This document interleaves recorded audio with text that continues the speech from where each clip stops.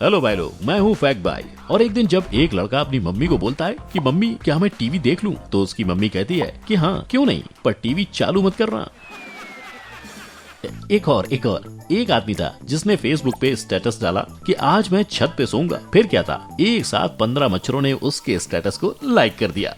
मुझे पता है आपको ये सीक्रेट जोक सुनकर इत्तू सी भी हंसी नहीं आ रही होगी। ऐसे जोक्स तो हमारी अर्चना जी को पेट पकड़ पकड़ कर हंसने के काबिल हैं। लेकिन सिर्फ ऐसे कमाल के जोक्स ही नहीं, बल्कि ऐसी बेमिसाल डांसिंग देखकर आई एम श्योर DID की गीता माँ कुछ ऐसा ही कहती। और इन्हीं की तरह ऐसा टेढ़ा मेढ़ा नृत्य देख गीता माँ की शिष्या श्रुति मर्चेंट कुछ ऐसा कह देती।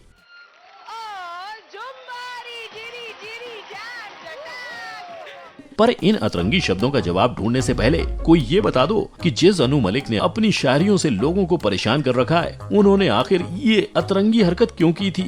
इसका जवाब हम जानेंगे आज के video most irritating and dramatic जजेस in reality shows on Indian TV में। नंबर 1, नेहा कक्कड़। हाँ मैं जानता हूँ इन्हें आपने कहीं ना कहीं एक्सपेक्ट किया ही होगा, पर जो लोग इन मोहतरमा से वाकिफ नहीं है उन्हें बता दूं, ये है नेहा कक्कड़, जो कई सालों से इंडियन आइडल पर जजिंग करती हुई नजर आती हैं। लेकिन इन सालों में लोगों ने इन्हें जजमेंट देते कम और रोते गाते ज्यादा देखा है। मगर इस शो पर कंटेस्टेंट की दर्द भरी कहानियां सुनकर जब ये आंसुओं की नदियां बहाती थी, तब एक बार के लिए समझ भी आता था। पर एक लाइव परफॉर्मेंस में अचानक से रोने का हम क्या ही मतलब निकाले? अब अगर आपको यकीन नहीं आता तो ये देखिए।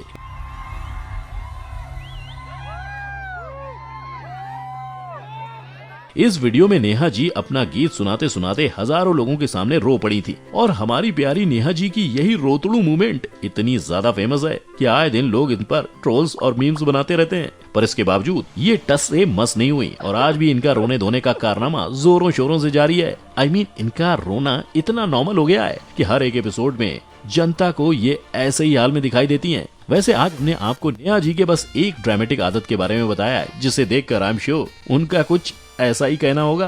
I really don't know what to say. I'm really hurt. Number 2, Raghuram.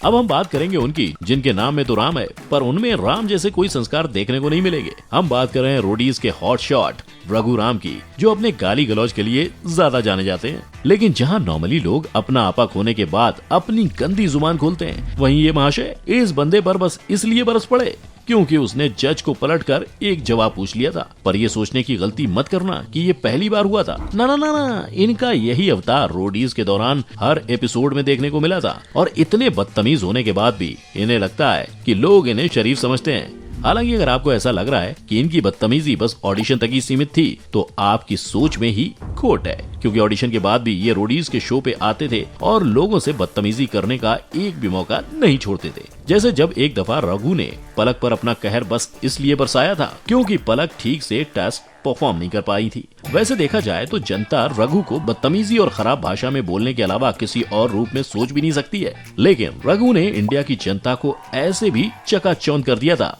जी हाँ, रघुराम गालियां बकने के अलावा सुर लगाने का भी शौक रखते हैं। लेकिन प्रॉब्लम इनके गाने में नहीं है, पर जब इन्होंने ऐसा कहा तो आप ये बात तमीज से भी बोल सकते हैं। तो ये शायद भूल गए थे कि उनके शो पे जो कंटेस्टेंट आते हैं तब रघु उनके लिए कोई मीठे सुर नहीं गाते हैं। नंबर 3, नेहा धूपिया।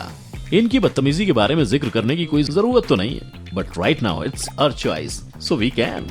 जब नेहा धूपिया का ये वाला वीडियो वायरल हुआ था, तब इनकी सोच देख लोगों का इनकी तरफ नजरिया ही बदल गया था। लेकिन जहां एक तरफ ये इस बंदे से थप्पड़ मारने की बात पर इट्स हर चॉइस कहकर लड़ रही थी, वहीं दूसरी ओर जब ऑडिशन के वक्त एक कंटेस्टेंट के साथ गर्मा गर्मी हो गई थी, तब उन्होंने उसे थप्पड़ मारने की बात करने से पहले 2 बार भी नहीं सोचा। मतलब इनके जज्बात तो बिल्कुल गिरगिट की तरह रंग बदलते हैं। पर नेहा के डबल स्टैंडर्ड्स इनके इकलौते चार्मिंग पॉइंट नहीं है, क्योंकि इनके टैलेंट में भी बिन मतलब लोगों पर बरस पड़ना और मुफ्त का ज्ञान बांटना भी शामिल होता है। जैसे जब नेहा एक फीमेल कंटेस्टेंट से कुछ इस कदर नाराज हो गई थी कि वो उस पर गला फाड़ के चिल्ला रही थी, पर साथ ही उसको लॉ का पाठ ही पढ़ाने लगी। पर इन सभी के अतिरिक्त अगर कभी किसी ने नेहा को भूल से गलत ठहरा दिया ना, तो भाई ये चिल्ला चिल्ला के पूरा गाँव ही सर पे खड़ा कर देती है। नंबर 4, किरण खेर।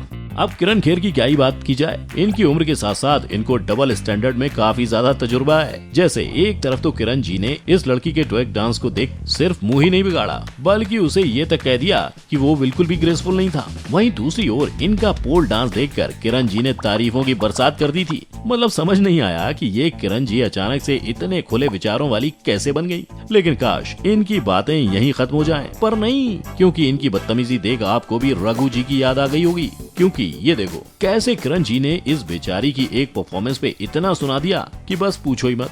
पर इन्हें बस लोगों की डांसिंग ही नहीं बल्कि मानो सब चीजों से प्रॉब्लम है। मतलब किरण जी को बदतमीजी के अलावा शायद ही कोई चीज स्किलफुल लगती है, परंतु एक मिनट, किरण जी बस परफॉर्मेंस में खोट नहीं निकालती, बल्कि इन्हें तो दूसरों की हिंदी में नुस्ख निकालने, उनका मजाक उड़ाने में भी बड़ा मजा आता है। Number 5, shark tank. जहां हमारे लिए इंडिविजुअल जजेस को संभालना इतना मुश्किल हो जाता है, वहीं इस शो के जजेस हैं जो कहने के लिए तो एंटरप्रेन्योर हैं, पर इनकी हरकतें किसी 2 साल के बच्चे से कम नहीं लगती। I mean, ये सब खुद में ही लड़ते झगड़ते रहते हैं। जैसे ये देखिए, इससे बड़ा दुकान का नेटवर्क किसी के पास नहीं है। हम भी बना लेंगे।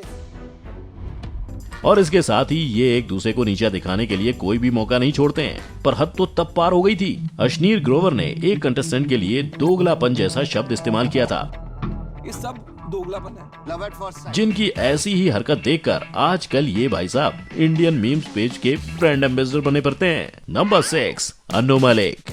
जी, अब हम अन्नू मलिक की बात करेंगे, जिन्होंने शायरी और जोक सुना के अपनी जिंदगी का आधा हिस्सा इंडियन आइडल में ही बिता दिया है। पर ये अगर अपनी फालतू शायरी सिर्फ शो पे सुनाते तो समझ आता, लेकिन नहीं, इन्हें ये काम घूम घूम कर करने में बड़ा मजा आता है। यकीन नहीं है तो अब इसे ही देख लो। कहाँ गई पेड़ों से हरी पत्तियाँ, कहाँ गई पेड़ों से हरी पत्तियाँ, और जेब में भी नहीं है हरी पत्ती। कहाँ गई पेड़ों से हरी पत्ती और जेब में भी नहीं है हरी पत्ती।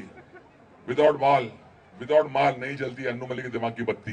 तोबा तोबा तोबा, थारा मूड खराब कर दिया। ये अपनी शायरियों के साथ कहीं भी शुरू हो जाते हैं। शायरी बोली भी तो किस पे? एक पौधे पे। वैसे लोगों को इतना परेशान करके इनको इतनी खुशी नहीं मिलती थी, तभी तो इन्होंने एक नई नौटंकी भी शुरू कर दी। जरा इस पे गौर कीजिए। अरे भाई लोग, मैं अभी आ रहा हूँ इंडियन आइडल के सेट से। अरे ऐसे ऐसे सिंगर सुने मैंने, मैं क्या बताऊं। यहाँ इन्होंने हद तो तब पार कर दी जब एक कंटेस्टेंट का परफॉर्मेंस इन्हें इतना पसंद आया कि बस उसकी तारीफ करने के लिए वो पब्लिक प्लेस में पहुँच गए और ट्रैफिक जैम ही कर दिया। और वहाँ से जब ये वापस शो में लौटे तब इस नौटंकी का एक्सप्लेनेशन उन्होंने कुछ इस तरह दिया। बिल्कुल पवनदीप, तुमसे नाराज होकर नहीं गया था, मैं तेरा डंका बजाने वहाँ गया था जहाँ सारा हिंदुस्तान है। सिर्फ इतना ही नहीं, मलिक जी ने वहाँ भी अपनी शायरी के बोल बोलने का मौका हाथ से जाने नहीं दिया। और अब इनकी ये शायरी सुन के तो इस बेचारे ने भी अपने सर पे हाथ रख लिया है। नंबर 7, हिमेश रेशमिया। अब जहां हमें किसी जज की बुरी शायरी, किसी को गाली गलौज और किसी को रोते देखा है, वहीं हिमेश रेशमिया वो महान व्यक्ति हैं जिन्हें कंटेस्टेंट के लिए सिर्फ लड़ते हुए ही देखा गया है। जैसे यहाँ, जहां हिमेश ऐसे सांस फुला फुला के इसलिए चिल्ला रहे थे क्योंकि ज्यूरी ने एक कंटेस्टेंट को 10 की जगह 9 मार्क्स दिए थे। लेकिन कंटेस्टेंट के लिए लड़ने की आदत इनकी आज की नहीं है बल्कि बरसों पुरानी है, जिसकी झलक आपको यहाँ भी देखने को मिलेगी। अब यहाँ ये जनाब इसलिए अपना गला फाड़ रहे थे क्योंकि आतिफ असलम को कंटेस्टेंट के परफॉर्मेंस में कुछ खास नजर नहीं आया था और उन्होंने जज करते समय कुछ अच्छा नहीं बोला था। लेकिन अगर ठीक उन्हीं की तरह किसी ने उनके जजमेंट पर सवाल उठा दिया ना, तो भाई उसकी खैर नहीं, क्योंकि ऐसा ही हुआ था तब जब एक कंटेस्टेंट ने हिमेश के जजिंग पर सवाल उठा दिया था और हिमेश का मानो दिमाग ही फिर गया। पर ये बोलना गलत नहीं होगा कि हिमेश लड़ने के साथ ही लोगों की तारीफ भी भरपूर करते हैं, मगर प्रॉब्लम बस यही है कि इनकी डिक्शनरी में शायद सिर्फ एक ही शब्द है, क्योंकि ये हर परफॉर्मेंस के बाद बस एक ही लाइन चिपकाते हैं। अब मुझे ये नहीं समझ में आता कि इनके पास शब्दों की कमी हो गई थी या क्या बात थी, क्योंकि मेरा बस एक ही सवाल है कि अगर ये सब परफॉर्मेंस को हिस्टोरिक मानते हैं तो भला हम किस किस को हिस्टोरिक बुलाते फिरें। वेल, इन सभी जजेस के बारे में तो आपने जान ही लिया, लेकिन ऐसे एक और इंसान है जिन्हें आप भूल से भी जज के रूप में नहीं सोच सकते हैं। हम बात कर रहे हैं दीपक कलाल की। यस, इन्होंने भी जज की कुर्सी पर बैठ के इंडियाज गॉट टैलेंट सीजन 8 की शोभा बढ़ाई है। पर ये गेस्ट जज के तौर पर आए भाई साहब ने जजिंग के अलावा हर वो धतिंग चीज की थी जिसको देखकर आई एम श्योर सब ने अपना सर पटका होगा। पर अब अगर हम इनके अतरंगी जजिंग स्किल्स को साइड में रखें और बाकियों की इरिटेटिंग हरकतों पर गौर फरमाएं, तो आपको इनमें से कौन सा जज सबसे अनोइंग लगा, ये नीचे कमेंट करके जरूर बताइएगा। और अगर वीडियो अच्छी लगी हो तो वीडियो को शेयर और ऐसे ही वीडियोस को देखने के लिए चैनल को सब्सक्राइब और बेल आइकन हिट करना मत भूलना। फिर मुलाकात होगी एक नए वीडियो में, तब तक के लिए जय हिंद।